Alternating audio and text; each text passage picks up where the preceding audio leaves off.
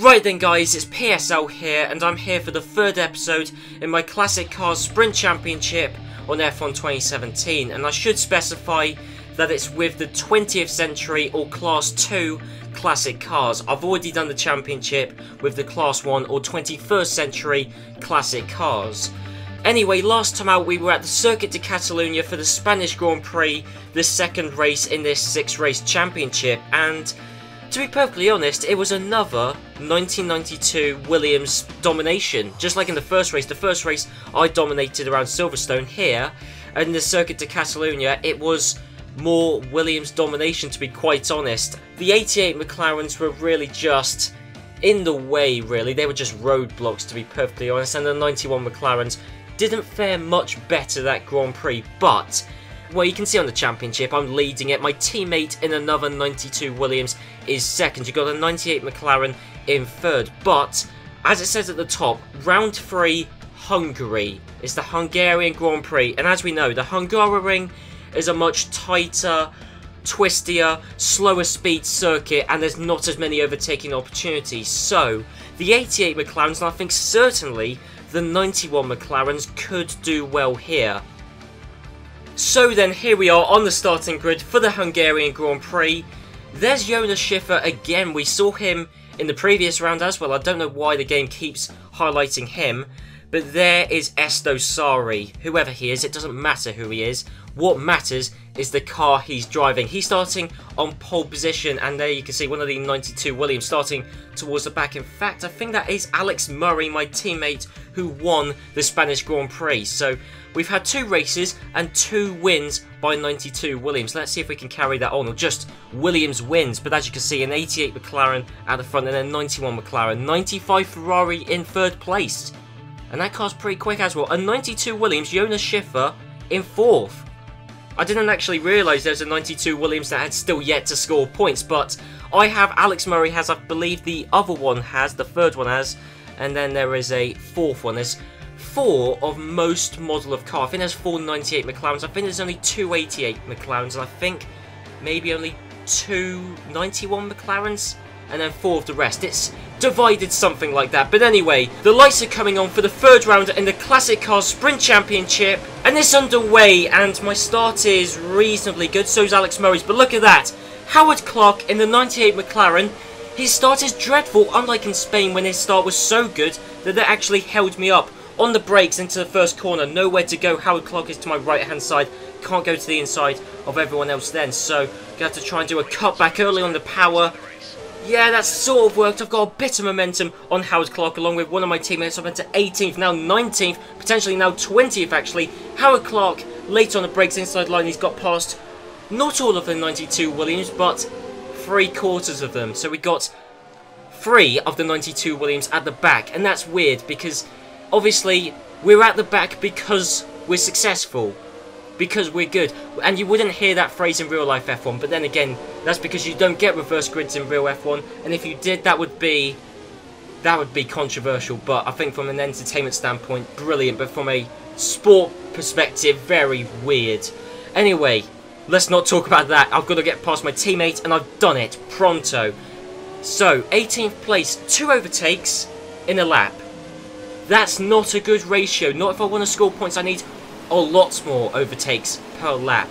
Although, of course, if you're starting at the front, that's, you know, the ratio of overtakes per lap is much less. In fact, if you're starting in 4th, now 2nd, so he's had 2 overtakes already. Late on the brakes, easy. Well, actually, no, he wasn't quite as late on the brakes as he could have been. He's still in 2nd place. It's a 91 McLaren he's side by side with, and just down the straight, actually. Okay, so there you go. I didn't actually think the Renault engine was that quick compared to the Honda engine. 1 year difference, of course, between them as well. But there you go, the 92 Williams, the black sheep of the group, the one who hadn't scored any points. He's now not only going to score points probably, but also win the race. Then we'll have 3 different 92 Williams drivers winning a race in 3 races in this championship. That's 92 Williams dominance. Not quite Williams dominance really, because the 96 Williams just don't really have the underlying speed. And hang on, that Ferrari. Right, that Ferrari, okay, I was a little bit concerned then because, well, we'll have another look at it because I was talking over that shot, but I mean, the 96 Williams, good start from 6th to 4th, but into the first corner, I mean, this Ferrari started in 3rd place. His start, I think a lot of wheel spin, just didn't really get moving, to be perfectly honest. Past the 88 McLaren, that was standing still. That's how little power it's got. But look at this. So he's in between the McLaren and the Williams, and we saw from that Williams the Ferrari just seemed to disappear, and you know, that Ferrari was in between the McLaren. I really wonder whether that Ferrari was actually going to, you know, carry on, whether it was going to continue, because he was wedged in between two cars. Not only did he find space, he also found 3rd place again. So he's back into 3rd ahead of that Williams. So it's looking good for my teammate up ahead, who's in 1st place. Less so for me, although I'm in 18th place, yet I'm the 2nd highest 92 Williams in the Grand Prix, which does really say a lot actually. But on the power, there's a 98 McLaren there. I'm not going to beat him down the start-finish straight. No way, I don't have the power. But on the brakes, bit of battling between that 96 Williams and that McLaren, so that's allowed me to get past. And late on the brakes, the yellow flag. There's a McLaren off. Right, okay, I tell you what, I did see the yellow flashing on the boards. I was slightly distracted when I was commentating because I was wondering whether that was going to be an illegal overtake. Luckily, I just about got the overtake done before before we entered the yellow flag zone, which I do get the impression if that was real life, the yellow flag zone, the non-overtake zone, would have started quite a bit before. Really, you know, because I overtook fairly close to the scene of the accident, and here is the accident. This is the 91 McLaren that was in 2nd place, battling with the Ferrari, and no, he's lost it, he's lost 2nd, but he's still got 1 podium position, the final podium position, and now he hasn't even got a position on the podium, just locked up. And actually, oh, that was close, I'm sorry, but there were 2 cars battling side by side, heading into the corner of a recently, not crashed car, but the car has just gone off circuit. And I was thinking, you know, 2 cars side by side, I thought they were going to smack into the side. They didn't, but that was close. First corner, looking quite good, but his exit off the corner wasn't all that great, so the Ferrari got past. But look, on the brakes, yeah, locked up the front left at first, but then I think the front right's just locked up later as well. So, I mean, just look at that. You saw 2 cars just about clear the front of that 91 McLaren, and now he's in stone dead last. He was just about clinging onto a final podium position. Could easily have scored some points, to be honest, because, you know, there's only 5 laps. I doubt he would have leaked positions that quickly, but, well, now we'll never know. Anyway, 17th place. I normally don't look at a battle for 16th place, is what I was going to say, and that is why I showed it this time, because we got an 88 McLaren who was spun around, and that happened on the same lap as the 91 McLaren spin. Look, as you can see in the top left, it said no overtaking. There was 2 yellow flag zones in a lap, and there's more drama going on. Not a crash, but a very slow car on the racing line. The 96 Williams, who just veered back onto it sharply, lost a lot of speed momentum, held up the Ferrari I was battling with. I then, you know, was just able to cruise past them both. So I actually kind of got a little bit lucky there. That's 3 positions I made up just through circumstances which had gone my way. And actually, that wasn't even a mistake on that Williams' part. There's me overtaking, but that Williams was pushed. We saw that McLaren just go by, because the Williams was, you know, that was a failed overtake on the McLaren. Then, you know, outside, push, 98 McLaren goes through. So that was actually dirty. But overtaking is tricky around this track, and this is a prime example of it. So no wonder the McLaren pushed through. It still doesn't make it right. And if there's any pushing here, then this will certainly be wrong, because there's a point on the line here. This is the 88 McLaren. Senna won a championship in this car, and I know I keep repeating it, but it's one of the most iconic cars in Formula 1. Doesn't mean a thing. It's the oldest car here as well, and all the other cars here, it's just been overtaken by a car which is 7 years newer. Of course that car is going to be quicker, and it's now down into, well, not even a points place anymore. We haven't had a single 88 McLaren score points yet. And even now, in Hungary, it's not looking likely, because he's in 7th, and I'm not sure if there's another 88 McLaren further up the field. There could be, but it's kind of tricky to keep track of 20 cars when they're all changing position all the time. That's tricky. I do think there's only 2 88 McLarens, but don't hold me to that. I could easily be wrong there. Anyway, that's another overtake made, I think, potentially on an 88 McLaren, so there might well be 4 of them on the grid. But anyway, that's 10th place, and whoa, okay, that was me. I dropped back a bit from the cars ahead, and then I broke at the normal point. That wasn't me braking late, that was just something happened ahead. When I say something, there's not really anything at all. We saw the Ferrari a second ago pass the 88 McLaren for 6th place. And now I'm in that very same train. The difference is it's not a battle for 6th anymore, it's a battle for 7th.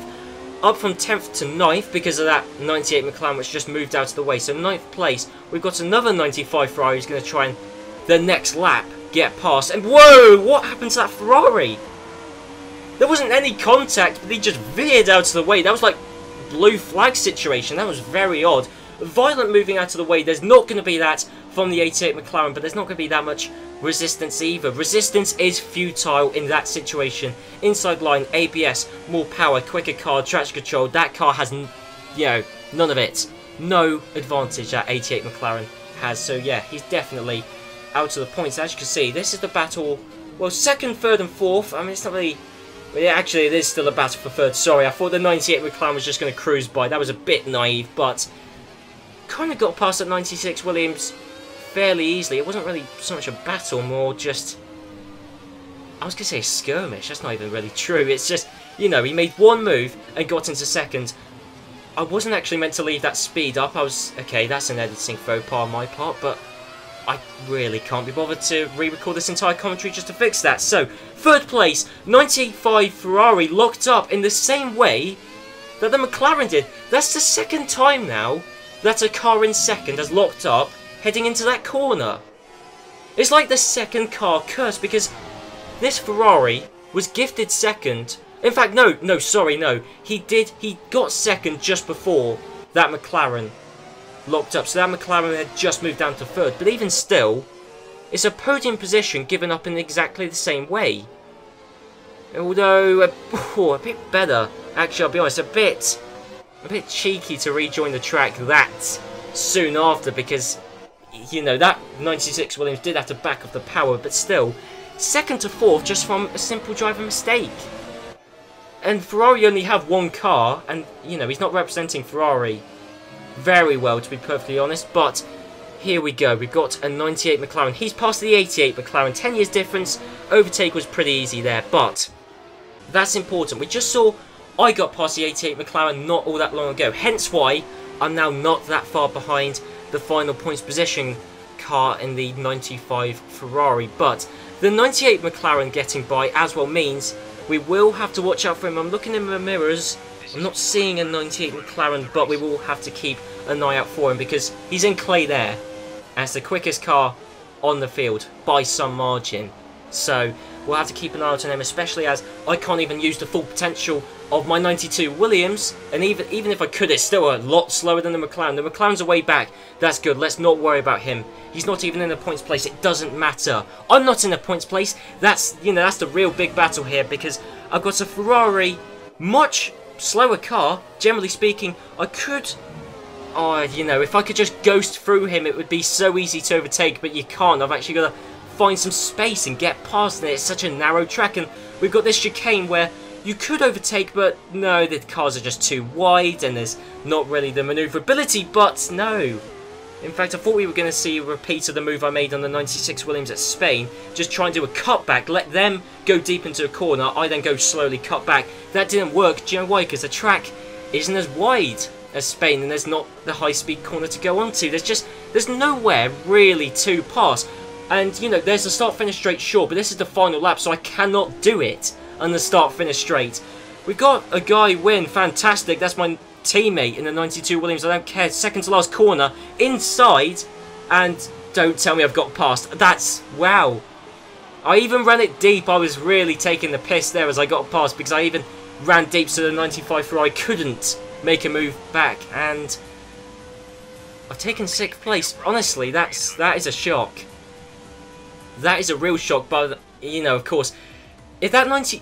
I mean, that says a lot, doesn't it? Because if that 91 McLaren never locked up, never made the mistake, never dropped back to 20th, that would have been a battle for 7th, and it would have been pointless, and I wouldn't have scored, well, yeah, literally pointless, because I wouldn't have scored a point. But because he locked up, that was a battle for 6th, which that McLaren, we saw how far back that McLaren was at the start of the lap. The end of the lap, he's there. Another lap, and that McLaren would have passed me, probably. Not a guarantee, it's not easy to overtake, but that McLaren is just so quick. Anyway, it doesn't matter. There's no point speculating what could have, would have happened under certain circumstances. The fact is, that 91 McLaren did lock up. It meant it was a battle for 6th, a battle which I won out on. But, more importantly, more interestingly, because this is a position where you get 10 points for, not just 1. And that is a 92 Williams. And we've seen this before. I won the British Grand Prix in the 92 Williams. We had Alex Murray win the 2nd race in the 92 Williams, and then here in Hungary, a 3rd race win for the 1992 Williams. A 98 McLaren came 2nd, that's great, and we got a 96 Williams in 3rd. That's the 2nd 3rd position now for a 96 Williams. I think 2nd at least. It definitely happened in Britain. In fact, that's the same cars finishing the same order as we saw in Britain. Because it was me, then Howard Clark, then a 96 Williams, and here it's different drivers, but it's the same cars in the top 3. Very odd indeed, actually, but there you go. That is the race. Quite a lot of action considering it was Hungary.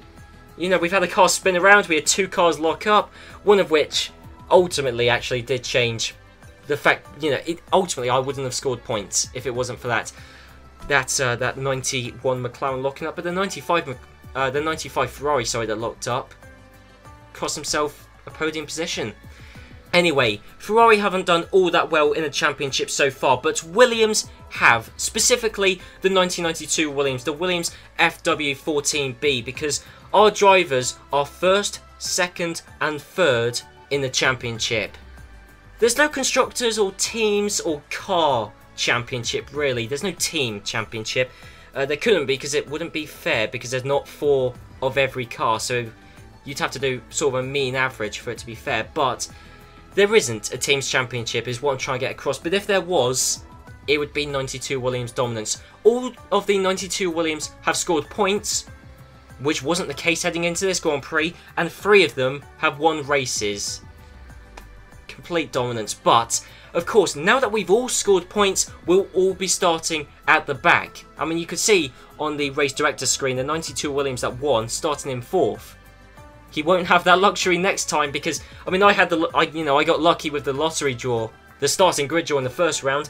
Alex Murray spun out in the 1st race, so he got a high starting grid slot for the 2nd race. Then here, Jonas Schiffer, he just, hadn't scored any points. High starting grid slot, 1. That's the thing now, is because we're all high up in the championship, we've all scored a good chunk of points. We're all going to be starting towards the back. Do you know what that means? That means that there's going to be a different car winning the next race. Almost certainly so. Especially as the next race is around pretty much the mother of all power circuits.